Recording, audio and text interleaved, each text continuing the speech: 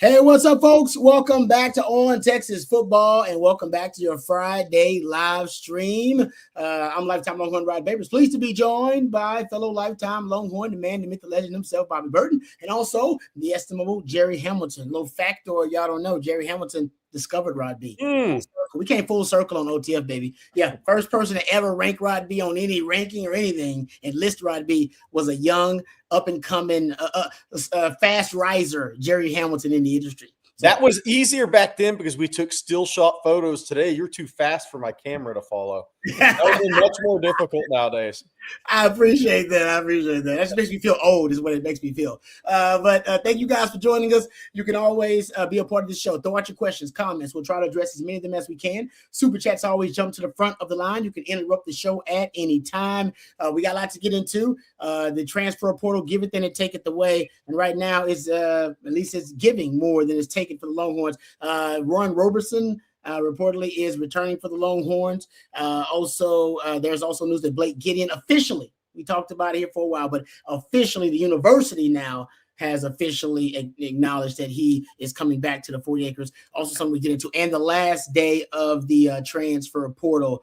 So it closes, but there will be news after this because there is a 48-hour window, Bobby? Yes. Yeah, 48-hour, 2 business days. So really we could be looking into Tuesday on this. Yeah. But we'll see how it goes. Look, my take on Warren Roberson returning is something that the three of us talked about on Wednesday. Yeah. Texas needs corners right now. Yeah. They were losing 5. Now they're only losing 4 yeah. and bringing 2 in with Samari Matthews and Bo Masco. But I think Warren Roberson also gives you an experienced guy, someone that can be, even though he's not necessarily going to be the first string guy automatically or anything like that, he gives you solid backup play. He's been there, done that. It's depth and experience simultaneously. I think Warren Roberson returning is bigger than people might think. I know he gets a lot of grief from Texas fans because of his penchant for penalties on special teams. But from a backup perspective, you're not going to get many more that have the experience that Warren Roberson does, the know-how, etc. And I think that is a win for Texas overall. I called him a glue guy at some level because not only is he a backup DB, but he's also on every special team unit. You need guys like that have some experience too, by the way. Yeah. And he just needs to cut down on the penalties.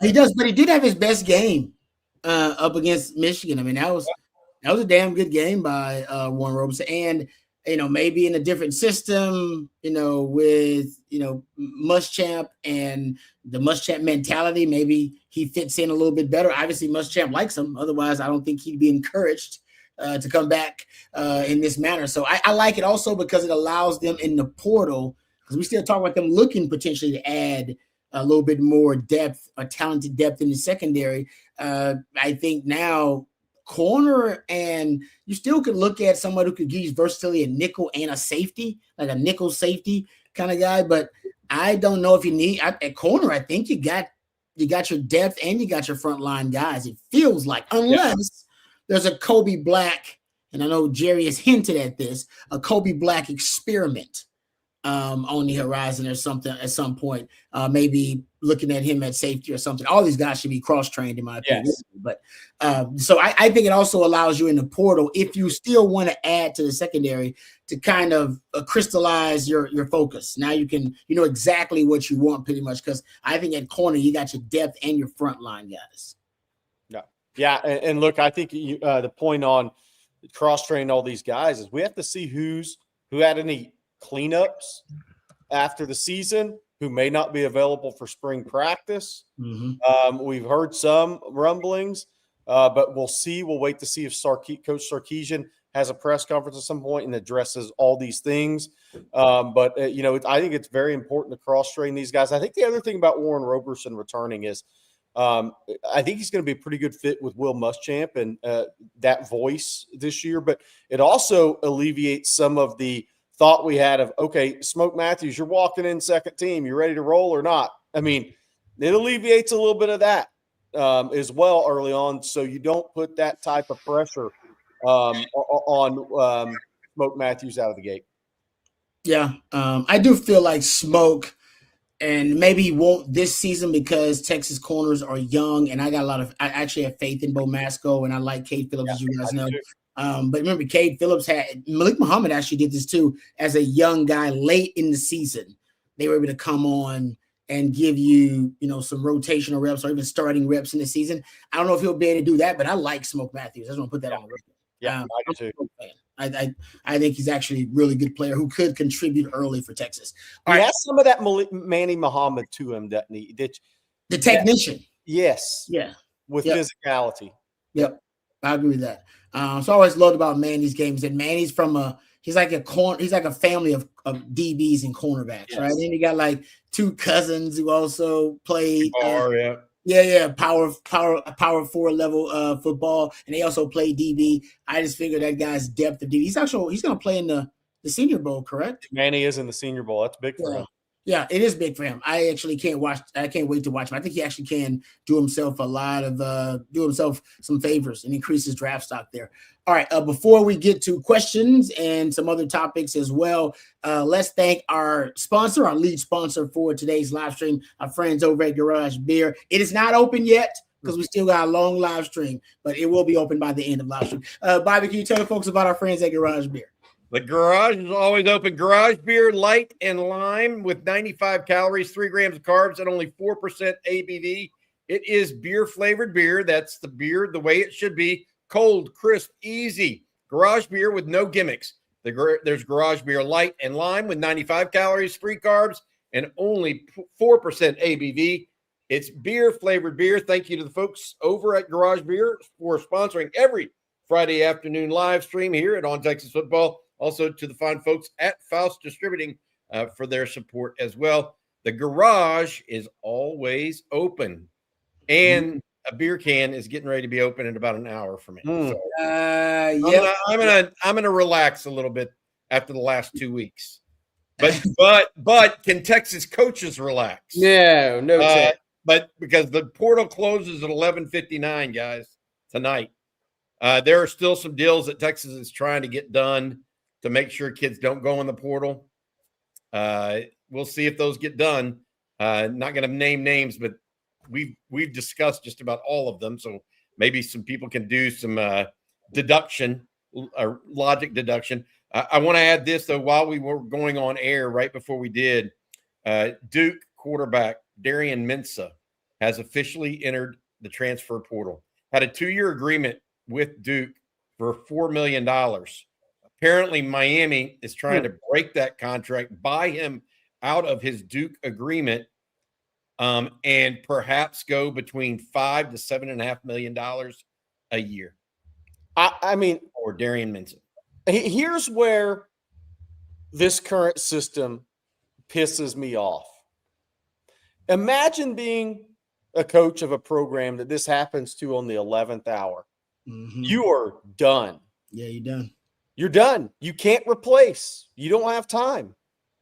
This could literally be the difference between 8 and 4 wins next year for Duke. Yeah, they could go 8-4 or 4-8. Yeah. I mean, this is where it's BS to me. I mean, this happens in the 11th hour. Man, this is what pisses me off about where everything's at right now. These moves like this, so late in the game at quarterback. Look, it happened to Major Applewhite last year, losing his quarterback late in the spring portal when you're not going to replace that guy. And obviously he lost Bothwell before that. But if you lose your quarterback, that's 3 to 4 wins. He's your starting quarterback. You don't have time to replace the guy. Man, that's a tough pill to swallow if you're a college coach right now. This is the problem I have with it, because you can literally get your season ripped away at the 11th hour, and there's no coming back from it.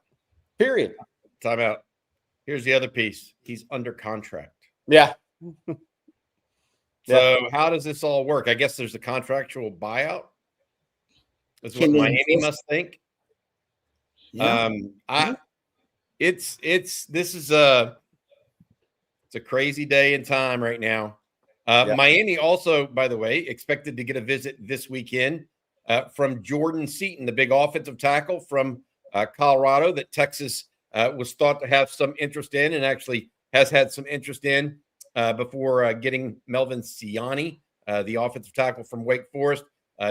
Seaton just finished up an official visit to Mississippi State and is headed to Miami next. We believe that LSU is going to be involved. The other team I think that I have heard from talking to someone close to that recruitment that's going to be involved, Michigan. Yeah. Michigan needs a left tackle, apparently. So put that one out there. By the way, there's some comments in the chat last few minutes. This is what Duke deserves for pushing Malik Murphy. I think there's a big difference. Malik Murphy's a bad quarterback and always has been. He's always been a bad quarterback. He got benched at Oregon State this year for a reason. He's a turnover machine. He's not a good quarterback. So he also went double rods on the fans. So there was a lot behind that. So yeah. He's not in the same category as Darian Minson, to your point. Yes. As an effective quarterback. No. How enforceable are these contracts? I would love to talk to an actual lawyer to find out. And I guess you can't know because they don't read the actual contracts. Nobody knows what's in these damn contracts anyway. But can they actually enforce them, or are we just kind of some imaginary? Because I know there is some. What was it? Is it Georgia that was open to litigation against a player? They are litigating against Damon Wilson. Yes, right. Defensive end that went from them to Missouri. Wilson is now in the portal and visiting Texas Tech right now. So he's gone from Georgia to Missouri to Texas Tech. I'm not saying he signed with Texas Tech, but part of his ask, I'm being told, is that he wants people to pay the buyout from Georgia in this scenario. So basically, he's just kicking the can down. I mean, just like the NCAA has done to itself, he kicks the can down the road, pays for it later. So theoretically, can this guy just go to the NFL and then pay it then? Yes. Right, but he's actually draft eligible right now, Rod. He could have went to the NFL right now. Instead, he's coming back. Well, a lot of guys are. Have y'all seen the numbers about the early interest to the NFL? The numbers have dropped significantly.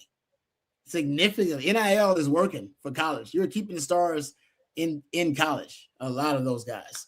But that's interesting. So that's the enforceable part you're saying, Bobby, is the buyout, whatever that is. Well, they're trying to make it enforceable. I don't know if it is. I guess every attorney knows that a contract's, a two-way street and can be interpreted two different ways by the person reading it. My concern is we don't have uniformity across all contracts, across all universities, and that is part of the problem. That's why collective bargaining or some version of collective bargaining, non-employee collective bargaining, perhaps, like they have with, what is it? The what do you call it? Union, the actors union or actors guild. So you can call it a guild instead of a union if you want to, right? I mean, it doesn't matter to me. An entertainment guild of some sort makes a lot of sense. That would allow you to have the same contracts.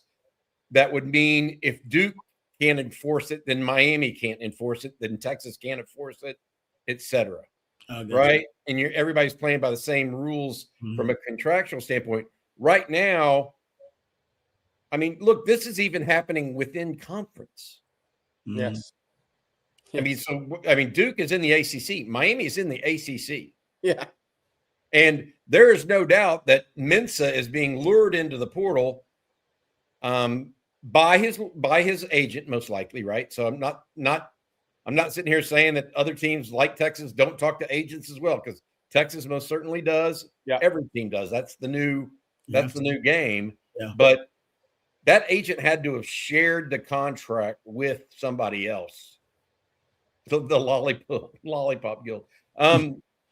And we'll see what all comes of all this craziness. I just want Texas right now. My focus, obviously, on Texas to get through today. Get through 11:59, then do a kind of a recalibration of what you've got left to work with and what else you need to go do in the portal. Texas obviously has some needs already in the portal that they're still attempting to address. But once you get through tonight at 11:59, you have a real clear picture. Yes. What everything is. Yeah. Until then, I mean, it's like this Duke and Manny Diaz had their quarterback locked up in a contract. Won the ACC, by the way, this year, right? In the ACC championship. My point being, you don't know 100% until 11:59 tonight. Yeah. And even some guys that say they're going in, you recruit back, which we just have talked about a little bit with Warren Roberson today.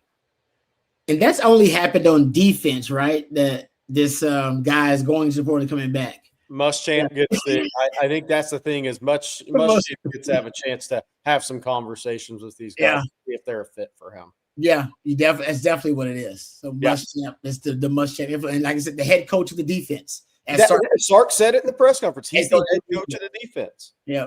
So I mean, I've heard the offer process has already changed for 2027 guys. So it's like he is the head coach of the defense. Yeah, honestly, maybe that's what Sark hinted at it, that he needed that because he was spending too much time trying to help out the defense, and maybe he needs somebody now he totally trusts that he can focus solely on the offensive side of the ball, and obviously as a head coach focusing on the other details of the program. All right, let's get to some super chats here. We got a couple of super chats, and then we'll dive into some of the other questions as well and topics. But first, Juan is up. Juan says, "Okay, Bobby, what's the latest on offensive guard? I know you know something." So he is not in the portal. So there is an offensive guard out there that a lot of people are monitoring. He is currently not even announced to go into the portal, much less gone into the portal.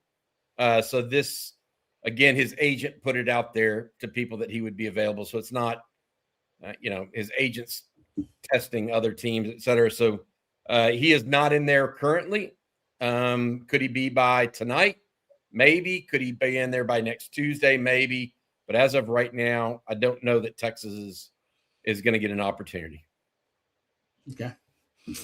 All right. There you go. Thank you for the super chat, Juan. We really appreciate that. We got another one, kind of in the same vein here from Todd. Says, what is next for Sark and Texas in the portal? He also wants to know what are their remaining needs and an interior offensive lineman that can play offensive guard and center. Thoughts? I do want a backup center plan, or at least a solid, backup center option for Texas if that is available in the portal. That'd be nice. I want to say this because I do think it's getting lost in portal season. This doesn't mean that Texas doesn't have some really good young offensive linemen. Because, they're young. Well, Georgia went to the playoffs with 2 true freshmen last year. So what if a couple of those guys that redshirted, and we've been saying this, end up being really, really good players and are ready to go? And this is more for just the chat too. Is I know we're in portal season and it's all just portal driven. Oh, nobody can be good that's on the roster. I don't think that's the case. Texas is recruited at a high level. And I think there's some young offensive linemen that have a real chance at Texas, and that maybe one of them busts through that door. I just want to leave that out there. That's always a possibility. Bobby, is the belief that that's found money based? Say that again. Well, I just want to say found money, Rod. Yeah, to Jerry's point, is that considered found money if one of those young guys steps up? Can you take a chance on it though? I don't think they're trying. Hey, but look, I mean, I would imagine that when Dylan Sikorsky entered college, people didn't think that he'd end up at Texas when he signed with Oregon State. Yeah. Things can happen with young players that you don't necessarily anticipate. I feel like the Coleman brothers have gotten really rave reviews. Jackson Christian, good reviews as well. My take on it is this: I do think Texas could go after a center, and or guard. I don't know with Connor Robertson coming back how big that is. But we'll see if anybody goes in that meets those needs or ideas. And Rod, to your point, I think that number 2 center spot is very interesting because right now that's going to be a redshirt freshman. Now, I think Texas, the Coleman twins and Jackson Christian, I think Texas likes those guys probably more than people think they do. But to your point, Rod, who is there somebody with some experience at center in case of Connor Robertson goes down for an extended amount of time? I think that's to be determined. Yeah. Yeah, we'll see. All right, good stuff, guys. Thank you, Todd. We appreciate the question and super chat. How about this one from? Oh, this is from B New the Truth. Says, how do we feel about Muschamp's system asking the star to be a run stopper, and how that relates to Littleton maybe being outside and Masco at star? Oh, Jerry, we've talked about this. Yeah. Muschamp's traditionally played a bigger star, whether that's weight-wise. I think Littleton's about 175. Masco's a little older, physically more developed guy, maybe a little more physical against the run, Rod. So I want you to talk about this and also weave in – this is a great time to weave in the return of Blake Gideon as well, even though it's not necessarily star position related. But your thoughts on that, Rod? Yeah, it's interesting about, I mean, Grayson Littleton obviously has proven himself at nickel, and it's a bit of a risk to try to bring in somebody who hasn't. But if Muschamp has a specific vision for the type of nickel he wants, and he wants a physical nickel, he doesn't think Grayson Littleton is physical enough, or he just has to frame to be that physical. I mean, Bo Masco has done it. I don't know if, he excels there, or that's the ideal spot for Bo Masco, but he has done it. That's interesting about the physical nickel for Muschamp, because I think Jelani McDonald plays the big nickel and he's physical there. Yeah.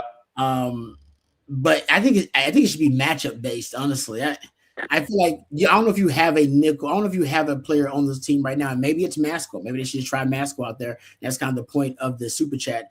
That is both a plus player versus the run and a plus player in coverage at nickel. Because the belief is, I guess, that Grayson Littleton is not going to be a plus player versus the run, that he's going to be potentially a liability because of his frame and because he's just a young, he's kind of a pass first nickel. He is a pass first nickel. Yeah, exactly. So, I mean, that's the assumption, is that he wouldn't fit well if that's what Muschamp wants. I don't know if you have that on the roster other than Jelani McDonald, though. Bo Masco is the other experiment with it, but maybe that's what you need to try to go after then. Because I don't know if you have that on the roster. Wardale Mack, you could. I mean, I don't think he's necessarily that either.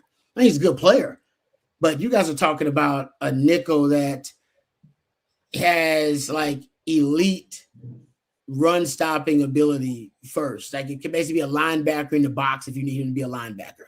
And I don't think you have that. Jelani McDonald can be that, but other than that, you don't have that on the roster.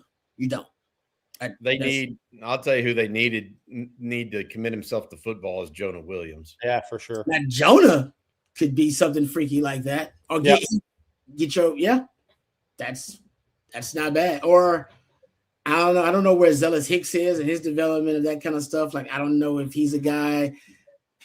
I don't know if you have a physical safety that you believe has the fluidity and the hip flexibility to be able to play nickel and not worry about them being a liability in coverage. Yeah. Well, I think that they clearly like Jordan Johnson-Rebel's physicality. Mm-hmm. Can he cover at that spot? Exactly. Because they wouldn't have moved Jordan Johnson-Rebel played more snaps at linebacker during the Michigan game than Bo Barnes did, by the way. So Texas likes Jordan Johnson-Rebel's physicality. The question is, could he even play nickel? And I don't know that Jerry might know better than me on that because he's seen him more often in high school, whether he could have ever played some corner. you want the nickel to actually be a corner at some level, right? I mean, yeah. Who's his nickel at Texas? Who was Muschamp? Was it Aaron Williams? Who's the Yes. nickel? Yes. Yeah. Williams, big right? physical guy. NFL corner. End up playing safety and corner in the league. Play both. To your point, Bobby. He was perfect. You ain't got that guy on the roster right now. You don't have they had a run of Aaron Williams, Kenny Vaccaro, and Quandre Diggs at nickel. That's pretty strong. Yeah. And Adrian Phillips. Yeah. And two of those guys I say three of them because Adrian Phillips did too, played multiple positions in the NFL in the secondary. Yes. That's how versatile they were. Quandre did, so did Adrian Phillips, so did Aaron Williams. No. So do you have a guy like that? So maybe Masco is the right experiment to the chat, to the point of the super chat there. Maybe they should start there behind. How big is Grayson Littleton, weight-wise? 175-ish. Masco's at 185, 190? 185, yep. But he's a good tackler. I would say he's a good tackler. At corner. But being a good tackler at corner, being a good tackler at nickel are two different things. I can tell you that right now. It's more of a close contact physicality rather than being out in space like you are at corner. So I think right now I like the depth they have now in the secondary. I like the players, but that is a experiment, to your point, be new the truth, that I think the spring is going to be right now for Muschamp. That's going to have to be his laboratory to solve that issue, to figure it out. Like, who is your nickel? Is it Grayson Littleton? Do you beef up Grayson Littleton and go, all right, man, I know you can cover a little bit. That happened to me. I mean, I was at nickel. I was playing at probably 195 as a friend. I remember Mad Dog just putting weight on me, just feeding me. You know what I mean? Just all these shakes, these protein shakes. Drink this. They're just putting weight on me. But I was playing in a different Big 12. I was playing in the Big 12 with Nebraska running the triple option still. So hell yeah, you better have a nickel out there that got some weight on them. So that was a different ecosystem, different era. Like being the truth, I do not have the answer. I think what you throw out there about Bo Masco is probably the great place to start. But I don't think they have what Muschamp ideally wants right now at nickel. Let me ask you something. We've always talked about, well, maybe Grayson Littleton will go from nickel to corner and Masco will go to nickel. Will Cade Phillips get a look from Will Muschamp? Ooh. Damn, G. I don't think so. He's going to get big. He's going to get bigger, stronger now. He's going to be a 6'1", 190, 6'2", 190-pound guy. I know the obvious answer is no, please no. I'll tell you why I would say no to that. Those long arms. Will Muschamp dies for people like Cade Phillips. I agree. One-on-one with a guy that he can handle. At least, especially the big receivers you get in the, if this were back in the, I'll say this, if this were back in the Texas Tech days, when all of them were, I'm not going to say mighty mites, but they weren't these big dudes, I would agree with that. But I think you're going to see too many number one receivers. I think it's a tough thing. That's the tough thing. Yeah. I think that's a bad decision. That's why I feel like it should be a matchup base for this year, unless there's something else that happens in the portal, which it could. I feel like you need options there, and it could be a matchup based thing depending on who separates in the spring for you and earns your trust. Do you trust your big nickel package with Derek Williams coming back and having a Jelani McDonald and one of those other young safeties that steps up for you, and you can play? We play a team that doesn't have a weapon in the slot that's going to try to eat us alive in coverage. We can play our big nickel package, or we can leave Grayson Littleton out there when they're going to go coverage first or predictable passing downs. I think you might have to be malleable and money ball it this year until you find your guy. And one guy we have to leave in, because I think Muschamp's going to try a lot of things to see what fits. Look, who would have had Grayson Littleton coming in and taking off as a nickel out of the gate? Samari Matthews has that size. Mm-hmm. If Samari Matthews can handle the coverage, he's got the physicality and he's got the size. So you never know who's going to come in here and just go send right past what everybody thinks. Grayson Littleton did that last year. Yeah, it's a good point. Let me ask you this: Is Warren Roberson too handsy to play nickel? I don't know if he's got the hips that I want for a coverage nickel. Okay, and I think he is a little handsy. He's physical though. I would say he does have the physicality. Like he does have the physicality you want at nickel. Yeah. I do worry about him being a liability in coverage though. Yeah. But that's, like I said, I can't wait to see what they do in the spring because right now, like I said, they got options, but I don't know if any of them are ideal for what Muschamp wants to do. Yeah. Okay, let's get back to some of the other questions. Good question there. Thank you for that one. Get back to the super chats here. Slick Rick. Thank you, Slick Rick says, which high school recruit has been the most ready to play on college football instant starter? My vote is Adrian Peterson. Oh, we're talking about from the state of Texas. That's a good one. Whoa. State of Texas. That's a good one. Damn. I mean, if you're going to go all the way back, you go to Earl Campbell too. I mean, Cedric Benson. I would say that the name that I immediately thought of for Texas in the recent past is Kelvin Banks. Yeah. I mean, day one starter. But he moved to starter his second day of practice at the University of Texas and did not go through spring ball. I mean, he came in the summer. That's crazy. And was the starter at left tackle the second day he was on campus. That's crazy. I mean, if we're going all time and we're just bringing up names for have a great discussion, it may be Herschel Walker. Yeah, of course. I mean, like, so if we're widening this whole thing out for discussion, we're talking about the body, grown man body coming out of high school. College football instant starter. I mean, you're talking Adrian Peterson, you're talking Herschel Walker. It's amazing how many of these guys are running backs. That's why I get Bobby. I think Bobby makes a good point. If you can do it on the line, like skill position is different a little bit. You can get some guys that see, and on the line, those are grown men on the line. Yeah. We talk about how tough it is for a true freshman with a teenage boy body to go in there at the power 4 level and be to start on your line. Jordan Seaton just did it a couple years ago. That's really tough to do and do it at a high level. Not just do it and go out there and just, just try to get through it. Actually do it at a really high level. Remember how many first-round draft picks did Kelvin Banks play that year? It was like 4? Yeah, multiple. Like yeah, he went up against. Dude, and allowed 1 sack. Yep, excelled. Damn. Somebody in the chat brought up a great one. As talented as any player I've ever seen in person was Jadeveon Clowney. Now, he didn't love the game enough to be a gold jacket player, but I'm here to tell you, I saw him play in high school. We had him in the Under Armour game. That guy was a true freak. Gifted. Extremely, extremely gifted. Jeremiah Smith. I mean, yeah. Randy Moss had to sit out a year, I think, so he didn't even play as a freshman, right, Bobby? But he probably would have been in that convo. Yeah, Randy had to transfer. Yes. Yes.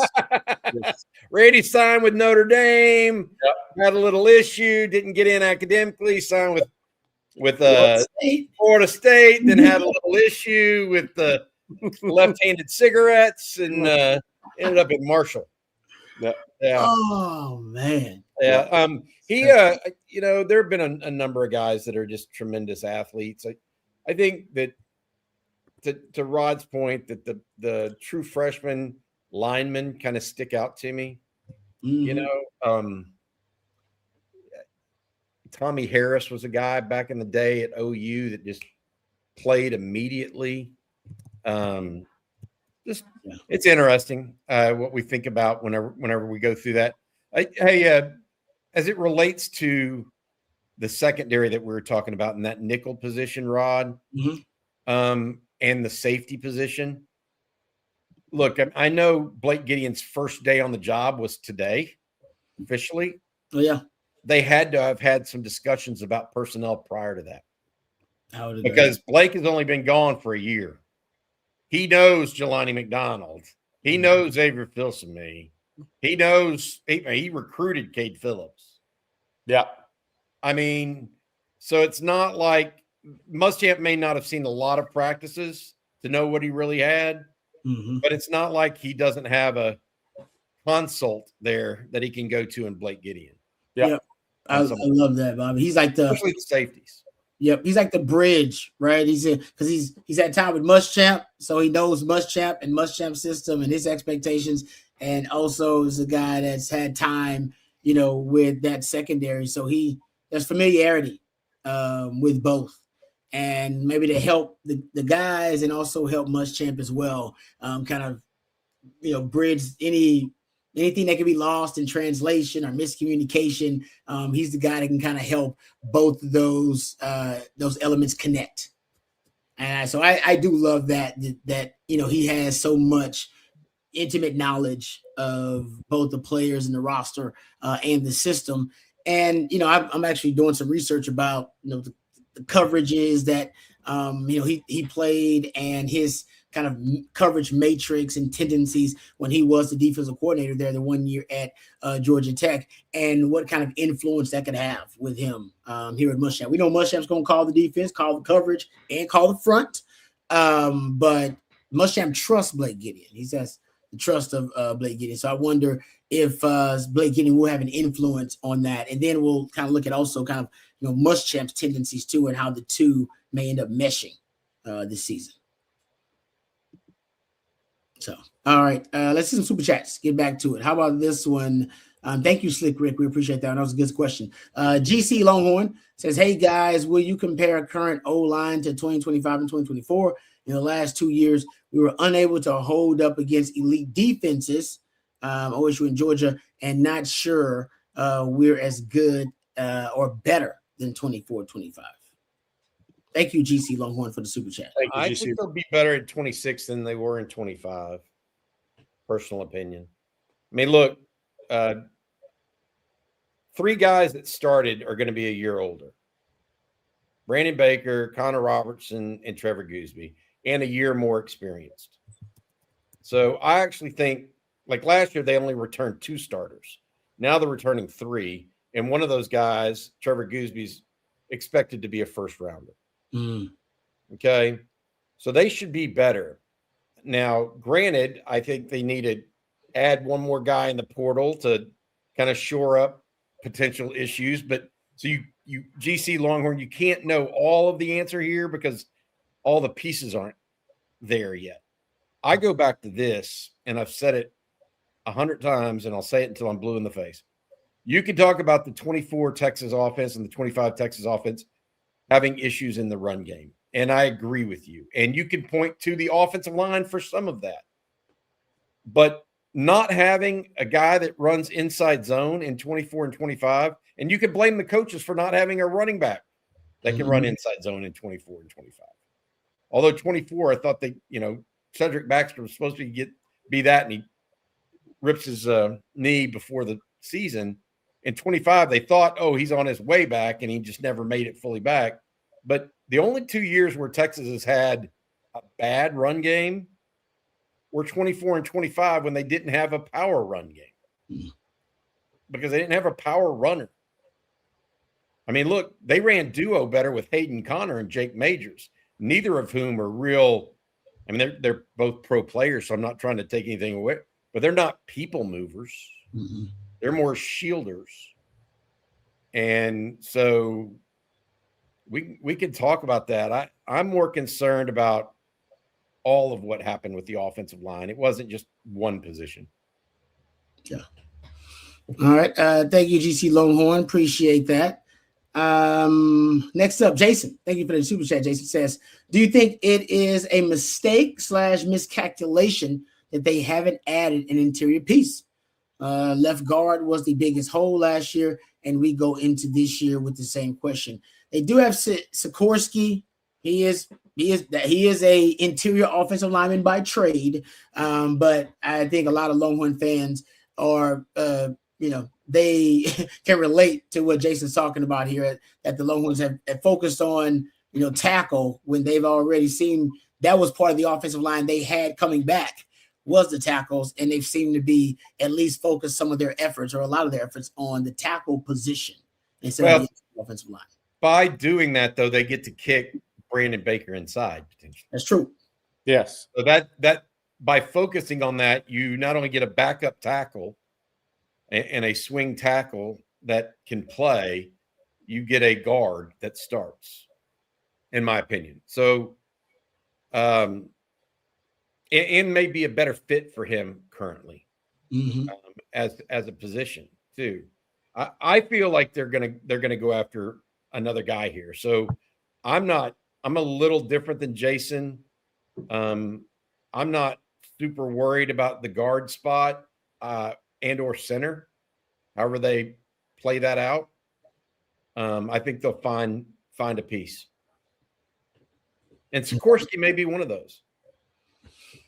I mean, Sikorsky chose Texas over Tennessee and who Missouri. else? Missouri. Yeah. I mean, he wasn't chopped liver. Yeah. It's going to be a really important spring if they're talking about moving guys around. You know what I mean? If they're talking about bumping Baker inside or, you know, having some of these guys play right tackle and when they play left tackle, it's going to be a really important spring ball practice sessions for the offensive line. Just because of continuity too, but just especially if you're moving guys around just to make sure that they're, I don't know, just well acquainted with that new position. So, man, maybe talk about that for the offense period. Offense with, you know, Arch with new targets, running backs in the backfield in terms of, you know, those guys understanding the concepts and being comfortable in the concepts. It's going to be a lot of new pieces and new faces on the offense. I got some breaking news here. It is now a back and forth with Darian Mensah and Duke and Miami and what's going on there. According to Pete Nakos, Darian Mensah's contract calls for Duke to have his, quote, exclusive NIL rights, and only the Blue Devils have the ability to cancel that. Sources have also told Nakos that there is no buyout. So Miami can't even buy it out. Yeah. So Duke is saying he would have to go to Miami and play for free. Couldn't even get rev share. Can't get NIL. Great. Sounds like a great contract Duke had. Wow. Yeah. Well, let's see if Duke actually, that's what I'm saying. Contracts say two different things to the two different people that read it, right? Yeah. It's fascinating. It is. This is the world has gone mad, Phyllis. We're here with the popcorn. Hey, I got a question, and I'm serious. Is there any, I mean, can we propose trades now? Honestly, how far off are we from some trades? So as you collectively bargain, you can start some trades because then you have the right. You own, like, nobody owns the rights to any players right now. That's like, right. I guess you kind of own the NIL rights. I don't know how they're describing this, whatever it is, but you know, I'm with you though, Jerry. It does feel like we need to just collectively bargain this thing so we can start having trades too. Move on with it. Let's move on. Be done. And then you can have the transfer fees where you can tackle a little fee on it. Be like, oh, this kid, hey, you got to pay a certain fee if you get this guy. But I get it. I'm all about it. So, yeah. Hey, by the way, I need to mention this: the freshman talk. I feel like I'm sliding one of the greats at Texas if I don't mention this. As far as guys who went in, were just ready to be starters, and great players year one. Casey Hampton had 77 tackles as a freshman playing over the ball in college football. That's insane. Rod, 77. Nowadays, you know, coaches are when they're impressed with us, hey man, if we get 3 tackles a game out of a defensive lineman, this guy's a really good player. 77 tackles playing over the ball as a freshman in major college football. Go to find the list of nose guards that put up 77 tackles in year one. Yeah, you won't find it. Guy was a legitimate great player that played the wrong position, so his greatness is undervalued. He had 100 tackles as a nose guard. Rod, you played. Oh, yeah, I know. I wish he did it multiple times. He led the team in tackles, like 2 years in a row. As a deep tackle. Like, I was on one of those defenses. We weren't at a bad defense. Usually, that dude led the team. Think about it. He's getting contact at the line of scrimmage, and sometimes you would see him just chasing dudes down 6-7 yards on the field. Yeah, I'm with you. Like Todd Lacey loved me. He said different game back then. It didn't matter. Casey Hampton and India would have dominated. I agree. The guy was a great player. Like legitimate great player. Isn't he on like the Pittsburgh Steelers, like all, Yeah. all like at least on one of like all century teams or something like that? I'm like, dude, he's on there with like the steel curtain guys. He's he's legit. He's legit. So even if the schemes in football's changed, so what does he go back to 55 tackles as a freshman? I mean, it's the guy was he dominated everybody in front of him.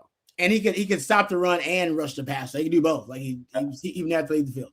Yeah, I agree with that. I saw him bench 405 pounds In 8th grade, and no, 7th grade, he's getting to be like Rambo.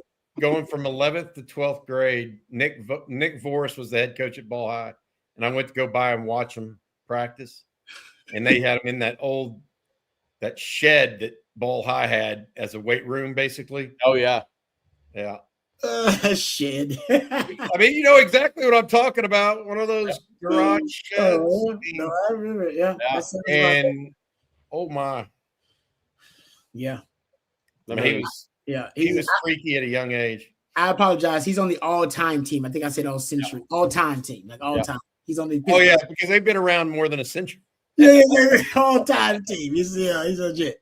All right, getting back to it. Actually, before we do that, can we thank a couple of sponsors really quick before we move on here? Let's first thank our friends over at SeatGeek. We appreciate SeatGeek, and you will as well. They do a great job helping you find tickets to any event. It could be college football for 2026. Looking for tickets to some of the biggest games of 2026. Our friends over at SeatGeek can help you out there to find the best value on the best tickets. Also, if you're looking for NFL playoff tickets, also SeatGeek is the place you need to be looking for. If you're looking for concerts tickets, or you're looking for tickets to festivals, our friends over at SeatGeek, they have it all. 35 million downloads. They are the #1 rated ticketing app out there. And now that our friends over at SeatGeek are offering a great deal, benefits, perks to our friends over at OTF. OTF10 is the code you need to use, and you'll get 10% off your next set of tickets at SeatGeek. That's right. Use that code OTF10 at checkout. You get 10% off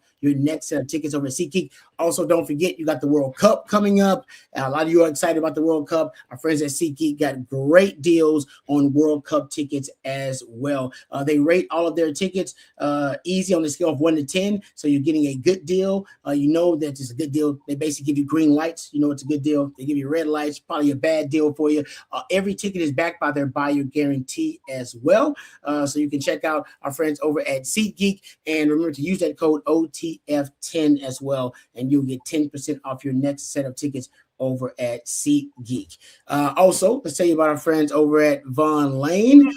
Jerry, if you would do us a favor and tell the folks a message from our good friends over at Von Lane as well. Travel that works as hard as you do. That is this Von Lane read. Whether you're heading to a conference, client meeting, or important presentation, how you travel certainly matters. Von Lane offers premium, stress-free alternative to flying or driving, built for people who value their time. Each Von Lane coach features just 22 spacious seats, complimentary Wi-Fi, snacks, beverages, and hot towel service on every trip. On select routes, you'll enjoy complimentary meal service, making the journey as comfortable as the destination. And customers notice the difference. One rider of Von Lane recently said this was one of the best traveling experiences I've ever had. I don't think I'll ever drive myself again. The host was better than any flight attendant I've ever had. Great service, great amenities, and incredible, comfortable ride. Also, with Starlink internet rolling out across the fleet, Von Lane's complimentary Wi-Fi is becoming even faster and more reliable, perfect for staying connected on the move. Where can Von Lane take you? Austin, Dallas, Houston, San Antonio, Fort Worth, Plano, the Woodlands, Nashville, Memphis, Atlanta, and Knoxville. You can also charter your own Von Lane and design a fully customized trip for your group, from pickup location to final drop-off. So what does that mean you need to do? That means you need to go to vonlane.com and book that first trip. First-time users can enter the code OTF26 at checkout for $20 off their first trip. What does that mean Von Lane is? It's a private jet on wheels. Rod, Bobby, y'all have experienced that private jet on wheels. I have. I love it. Mm-hmm. They go from Nashville to Knoxville, and somebody mentioned it on Texas football message boards today. We need to get a charter from Nashville to Knoxville for the game next year. Knoxville.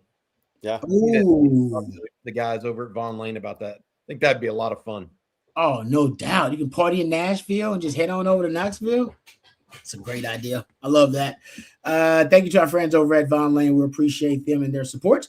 Let's get back to the super chats, gentlemen. Edmund, thank you, Edmund, for the super chat. Says funds for a round of drinks after 11:59 close tonight. Sounds like OTF needs to sit back and relax. Expect OTF to break 269,000 soon. He said prayers for Shipley.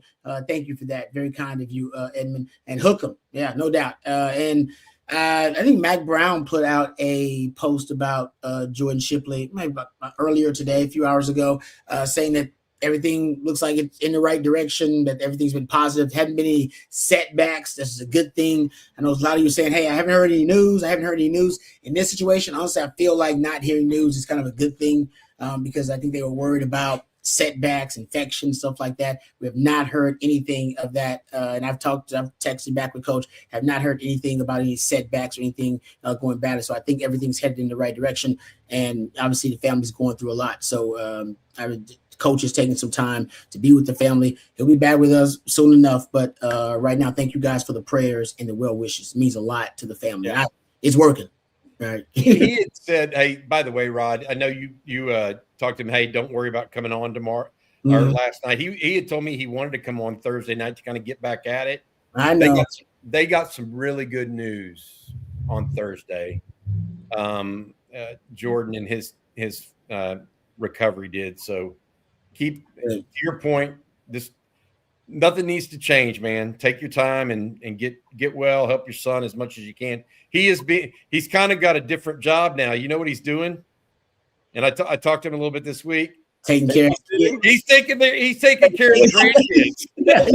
All the women are up at the hospital. Yeah. And he and the father, Jordan's father-in-law, are taking care of the kids. So they're running around taking care of all the little ones. Who's the offensive coordinator and defensive coordinator? I was about to say, there's some good football games going on with them Shipley kids. Bob's going to be the OC, so you know that. Oh, yeah, that's real. No, that's good stuff. So thank you guys for the prayers and the well wishes. Though it does mean a lot to the family, so please continue to think of them. All right, Travis here with a super chat says, "Do you feel Muschamp gave Sark inside baseball on Kirby Smart's strategy against our O-line? A strategic change to O-tackle type with longer arms."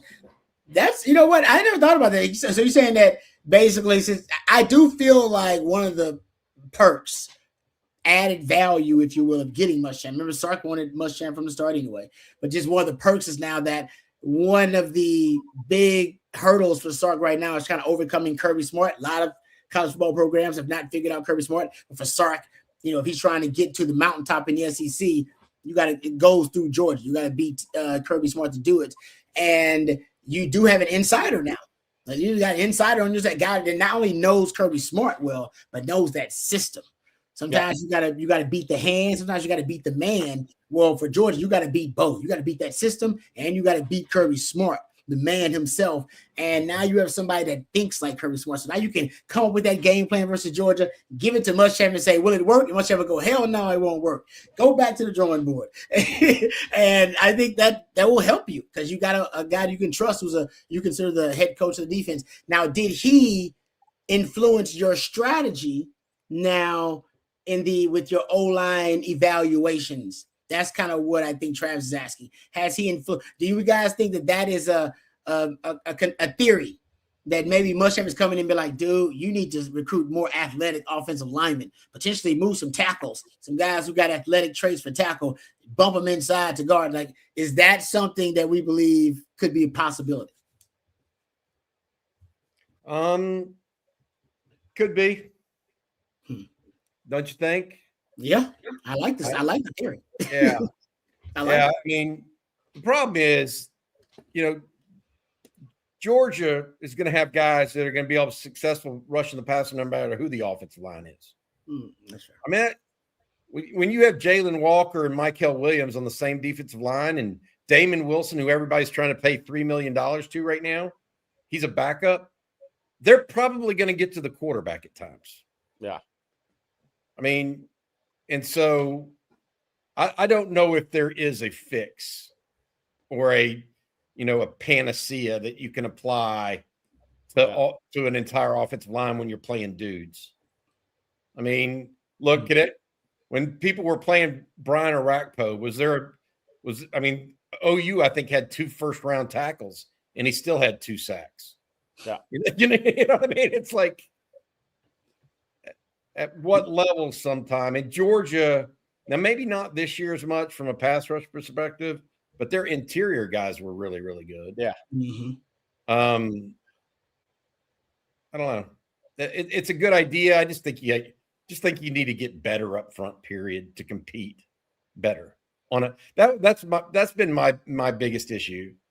The Texas offensive line the last 2 years, I don't think competed well with Georgia, except for in one game. I think they in the SEC championship game, I thought they competed really well against them. But in games 1 and 3, I don't think they did. More than any other position on the field, by the way. Yeah. Or subset, off the Texas offensive line versus the Georgia defensive front. Mm-hmm. No, you're I right. thought every other position actually competed fairly evenly. I think the key with them is you got to have more of a downhill physical contact run game. They're 2 good athletes, 2 long limb guys. I mean, that forces such a premium on winning landmarks, right? It's hard to win landmarks against guys who are just as athletic or more athletic than you are. The teams that are going to have the most success against Georgia over a long haul of Kirby's tenure, what was it? Nick Saban's physicality, athlete match physicality. I mean, you have to match or exceed physicality against them. Yeah, but it's definitely a line of scrimmage thing because I agree with Bobby. Skill talent-wise, I think you've actually shown you can match up with them, and you match up really well with them. You've allowed in 3 matchups 16 sacks, 32 tackles for loss, and what's your average yards per carry? You average 1.1 yards per carry in both matchups in 2024. And how would you rush for in 2025? Let me find it right here. I got to pull it up. Here it is. And you end up rushing for 1.4 yards. So 1.1, 1.1, and 1.4. Yeah. 16 sacks, 32 tackles for loss. It's a line of scrimmage issue. There's no doubt about it. That is clear. Now, whether it's about the physical traits you're coveting and evaluating your line. I like your theory though, Travis. I think it's a solid theory. We need a little bit more evidence to really go with it, but I like the theory. I'm picking up what you're putting down. I'm feeling you. Good stuff there. Joe with the super chat. Thank you, Joe. Who says, I know a guy that is friends with Casey, and he said that his mom invited Casey over for Thanksgiving one year, and Casey turned her down and said, "You don't have enough of that." Yeah. Listen, I'll say this. I was talking about this with maybe it was Jeff last night on the live stream. There used to be, and I don't know if it's true, it's more folklore and legend. But back in the day when I first got here, and we had linemen like, Big Leonard Davis and Big Mike Williams, and then Casey Hampton and Sean Rodman. These are mammoth human beings, just mammoth. Yeah. And there were all these stories. They get kicked out of buffets. Mr. Gaddy's on MLK had no chance. No chance. They would kick him out like legitimately, like, no, man, all y'all can't come at the same time. Maybe one of y'all can come in with a bunch of running backs and DBs, but all y'all at the same time, that's not fair to us as a business. They're gonna put us up. So there were several buffets. They said those guys got kicked out of. I need to talk to Casey and Sean and see how true it was, but that was the word on the street that they would get kicked out of buffets. Could you imagine nowadays all those guys walk into a CC's pizza together? What do? Just put them all in the oven. Everything we got, all the dough we got, put in the oven. I mean, like, dude, how many Alfredo pizzas would they have eaten? And manager just freaks out. They go get him like, I think you need to come look at this. Yeah. We got a problem in the front. He just all these 300-pound dudes walk in and like, oh yeah. Well, I don't even know how much the buffet was. I never went, but apparently it was a couple of Chinese buffets for Chinese food, and then I do believe it was the pizza too that they used to get on, and they reportedly got kicked out. So anyway, Casey was one of them. I just want to say this. You said 300-pound guys. There wasn't a one of them that wasn't 350 that you just mentioned. Exactly. I just they. My funniest recruiting story of all time was Casey. Bobby, I don't know if you were here at the time, if you lived in Texas, but Casey Hampton playing in the old THSCA All-Star game. He was, let's just say, a little out of shape, okay? Because it's June when these games are played, July, and there was no summer enrolling midterm graduates. Mm-hmm. And he kind of waddled out onto the field. And there was a center from one of the Klein schools that ended up at Duke that literally you could hear laughing and pointing at him when he was waddling out on the field. Well, that guy had to be center and line up against him. I'm pretty sure he made him cry in an All-Star game. Oh. Casey made the guy cry. Oh man. It was a real ass whooping, like a 50-0 football game, a 80-20 basketball game, and it was that bad for this guy. He didn't know who he was messing with, clearly. Oh, that's great. This is a good one. Randy D. Jones. He says, I remember watching Big Leonard in the state high school basketball tournament. I was there. Bad, and the other players looked like toddlers. Can imagine what? Big Len on the basketball court? In 1A. Yeah, I was at that state tournament, Randy Jones. It'd be funny if we sat next to each other and never knew each other. But yeah, Big Leonard had tremendous feet in dexterity, ankle flexion, bend, all of it. And playing 1A basketball. I mean, look, he averaged, I don't know, 15 and 14 or something, if I remember right. But it was a barely breaking sweat in 1A. I mean, the game was a little slower back then. It wasn't as fast. But by the way, for those I'll see if I have the old recruits and review tape. His high school highlight was one of the funniest things ever when he was playing middle linebacker in 1A football, Rod. What? Big Leonard couldn't get to the running back outside the tackle, so he literally clotheslined people. Remember that, Bobby? And he had like I remember him returning a kickoff for a touchdown. Yeah. What? Yeah. Big Len? I've never heard this before. Big Len returned a kickoff for a touchdown? Imagine trying to tackle him in 1A country boy football. Oh man, they gotta say, they got some video of this, man. What a VHS at? Who else? The other one that reminded me of that is Shaquille O'Neal at the state tournament. Mm-hmm. And that now San Antonio Cole was 3A. Yeah. But there was nobody even. I mean, just he looked like 3 of everybody. And they tried to go. I mean, they literally tried to. They played 4 against Shaquille. It wasn't a diamond at 1. It was a 1 and a diamond. Yeah. He is, to this day, he is one of the most underrated athletes of all time. Yeah, I mean, his ability to run and jump, his foot quickness, reactive quickness, body quickness at his size, unbelievable to see. Still has the best dunk I've ever seen in person. Texas played LSU when he was a freshman at the Summit. Yeah.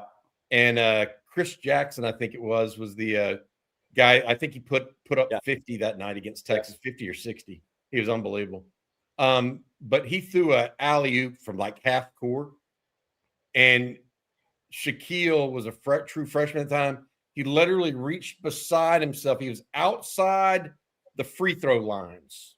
Yeah, like the paint, outside the paint, brought it back in and kind of threw it in. I mean, I was like, this is a different. I mean, there were like 5 first-round draft picks on the basketball floor that day. Yeah, right. Because we had Travis Blank, you had Travis Mays and Lance Blanks for Texas, and you had Chris Jackson, Stanley Roberts, and Shaquille O'Neal. But that was played at the Summit, Rod. I'm surprised you didn't go to that game. Wow. That would have been probably what, Rod, you would probably been 10, 15. Yeah, what, back in the day. 92, 93 maybe. Yeah. Mm-hmm. 90. Man, that's crazy. 90, 91 maybe. Yeah. Yeah. That's pretty badass. He's a freak. That guy's a freak. Good stuff, guys. All right. Thank you for the trip down memory lane. Travis with a super chat here says, thanks for the answer. Also appreciate your strategy. He says, Bobby, he said, loose lips sink ships. I think he's talking about how Bobby doesn't reveal all the information he has, and he reveals what is necessary for everybody to know, not necessarily about, all the information he has. I heard them. I see folks talking about that in the chat. That's part of y'all's business. Y'all can't tell everything y'all know. Y'all got to protect sources and relationships and secrets. You guys like the CIA, man. It's always been that way in this business. Nothing's ever changed, Bobby. Yeah. No, I think that it's fair. I mean, we try to keep people informed as much as humanly possible. Yeah. There's no doubt about that. But when a source gives you something and asks you not to say something, that's the deal. Yeah. I mean, and I do agree with them to a level that sometimes we put, or any Texas site puts a name out there in the portal, it creates Texas becoming a stalking horse of sorts. Put Texas's name out there on a recruit, and all of a sudden the price doubles. Yeah. Because they know Texas has deep pockets. I mean, and I think that I have no problem with that from their standpoint. Obviously, I'd like to give you guys everything that we have, but there's some stuff we just can't. Yeah. Texas and Texas Tech both have that reputation now. You almost want that offer. Yeah. That helps you leverage the other offers, even if you're not necessarily going to go there and that's not one of your top schools. Like, I need the Texas or the Texas Tech offer. Crazy how that's kind of become the kind of mainstream narrative. All right, thank you for that. Juan with another super chat. Thank you, Juan. Says Christian Clark to South Carolina. Great place for him. I think it's a tremendous place for him. I mean, look, he gets to Kendall Browse as his OC. I think that's a really good fit for him as his style of running as a runner. And oh, by the way, Lenoris Sellers is his quarterback. And Lenoris Sellers, I think, will make a big jump as long as they put anything around him. I mean, South Carolina did a bad job putting players around him, especially on the offensive line last year. Worst offensive line I saw in college football last year at major college football. But I think it's a really good spot for Christian Clark. Yep. Really good spot. Hey, by the way, some people in their right, Todd Lacey, somebody else mentioned Shaq lives in Texas now. He bought a house over by Rockwall Heath High School. Now, he has multiple houses, but he does have a house in Dallas over by Rockwall Heath by the lake over there. He does spend a lot of time in Texas now. That's cool. Actually, I like that. All right. Thank you for that super chat. Before we get done with things, Bobby, would you mind giving the folks one last message from our lead sponsor, our good friends over at Garage Beer? Yeah, absolutely. This is beer the way it should be. Cold, crisp, easy. Garage Beer, no gimmicks. There's Garage Beer Light and Lime with 95 calories, 3 carbs, and only 4% ABV. It is beer-flavored beer. Pop one off. Take care of yourself. Have a little fun in the afternoon on a Friday. Pop a top, and the garage is always open. That's Garage Beer. Again, 4% ABV. Tasty, yet smooth and cold. It always goes down good. That's Garage Beer. Oh, yes. That's what. Yes, it's a beautiful sound. That's a great sound right there. I won't sip it on air. Wait till we're officially done. But we're almost done, so open it up. All right, last question, and this is important because a lot of Longhorn fans may be also thinking the same way. Longhorn_lowdown. We made some huge moves, but our number one need going into the portal from last year was left guard. How can we be hours away from the portal closing and not having solved that problem? Just because the portal closes, right, Bobby, doesn't mean necessarily that all the news was done as well. News is going to shut down immediately when the portal closes. You got some time here. So here's the reality of things. The portal opening closes, but not the signings. So there's a difference. It means you can't lose any more players to the portal after 11:59. You could gain as many as you want. So when people talk about the portal closing, it's just people can't go in anymore. So Texas will have visitors this weekend into next week. So just be prepared for that. So you can't, there's more time than what you may think. That being said, I think Sikorsky is a guy. I think they're going to look at other guys. Let's see what happens. I'm not as concerned as some folks right now. I'll just put it that way. I mean, getting, like it or not, getting Melvin Siani, excuse me, like they did gives you a guard in Brandon Baker. Hmm. I mean, it does. And so your needs change immediately with that one piece. So add one more offensive lineman at least on the interior, and hopefully you can get a really, really good one, not just a guy. All right, good stuff. See, so folks, don't start freaking out just because the portal officially closes. There's like a 2 business day kind of delay for some of those announcements as well, and that's a business day, so not even the weekend. That'll be a Monday and a Tuesday, and then after that, Texas can still sign the guys that are already in the portal. I got to say this too, something I did not know until I looked down at my calendar. Monday's MLK Day. Yeah. Oh, so business days could be Wednesday. Yeah. There you go. That I didn't even think about that. I should have. So beautiful thing. Because it's 48 business hour or 2 business days. Mm-hmm. Monday won't count. Oh, you're right. Somebody's asking about Jordan Seaton. He is not committing where he's going to visit Miami right now. Yeah. Rod Bearders. Yeah, in about 90 seconds here. Exactly what's going down. Thank you guys for all the super chats and all the participation and questions. We appreciate it. If anything breaks portal related, you want to keep it here at On Texas Football, the YouTube platform, but also on TexasFootball.com. And now is the perfect time to do it. That's why Matthew's the best in the business. You get a great deal for a limited time. You can get just for $1, you can get a 1 month, all right, of coverage over at OnTexasFootball.com. Get all the portal madness coverage that you want to. Great nuggets being dropped by Bobby and Jerry and Jeff and CJ and Blake. You do a really good job over there at OnTexasFootball.com. If you're a baller on the budget, there's not a better deal than $1 for 1 month of coverage over at OnTexasFootball.com. Thank you very much, Matthew. Give it up for Matthew. He's the MVP, the best in the business. Nobody does it better. The heart and soul of OTF. Thank you, Bobby. Great stuff as always. Thank you, Jerry. We appreciate you. And folks, we appreciate you, all you guys watching and listening. For Jerry and for Bobby and for Matthew, I'm Lifetime Longhorn Rod Babers. Until next time, hook 'em horns. Hook 'em.